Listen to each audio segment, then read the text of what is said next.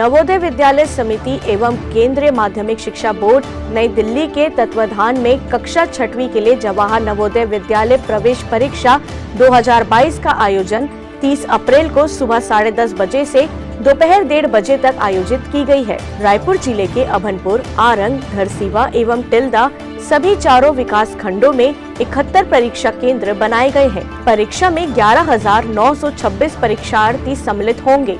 खंड शिक्षा अधिकारी कार्यालय आरंग में केंद्र अध्यक्ष एवं केंद्र स्तरीय परिवेशक को प्रशिक्षण 25 अप्रैल, अभनपुर में 26 अप्रैल, टिल्दा में 27 अप्रैल एवं धरसीवा में 28 अप्रैल को दिया जाएगा।